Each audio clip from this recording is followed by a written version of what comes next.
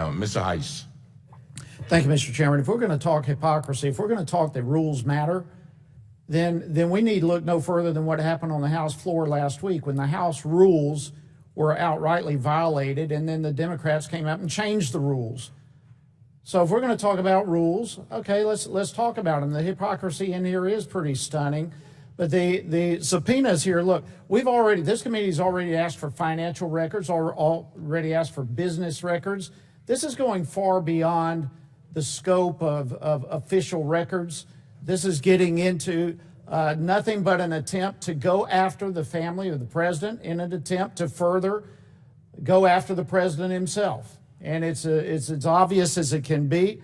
And with that, the gentleman from Ohio, I'll yield to him. I thank the gentleman for yielding. Just a couple points. The gentlelady from Florida talked about the Clinton example and this example. I didn't bring up Secretary Clinton. The chairman did. That's what I was responding to. He brought up Secretary Clinton and the issue when he was on the Benghazi committee. I served on that committee too. So I didn't make that comparison. He did. I was just showing the big difference between the two.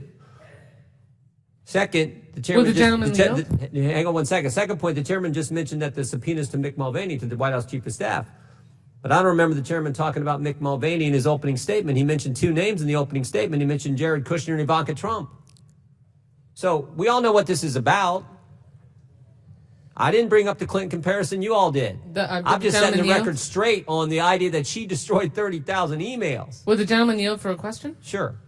So what my friend raised as it relates to the Clinton emails and the 30,000 email reference that you made was a result of our chairman pointing out that you have inconsistently supported subpoenas of information depending on whose side of the aisle broke the rules. And that we had previous bipartisan support from Mr. Chaffetz, from previous chairman of this committee, no matter who broke the rules. And now... Reclaiming my time. That's why I pointed out, that's why I asked the question 10, 15 minutes ago to Mr. Raskin and the gentleman from Virginia, Mr. Conley. Did Ivanka Trump set up an exclusive private server, sent and received all her emails? You don't get to reclaim my time. I'm not trying to reclaim it. I'm asking you to yield. No, I'm not right now. She didn't do anything even remotely close to what she did. And when it was discovered that there were some emails that she hadn't properly preserved, what did she do? Preserved them. What did Secretary Clinton do?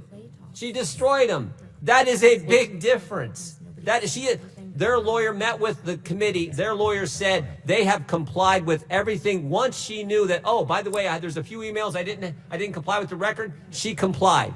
Big difference from that behavior and the behavior of Secretary Clinton. I yield back to the gentleman from Georgia. And I would just add to that, and I thank the gentleman, that the content of these emails is not necessary to determine whether or not there was compliance to the Presidential Record Act. We don't need to get into the details of this other than for the purpose of going after the president's family, and that's totally inappropriate. I yield back.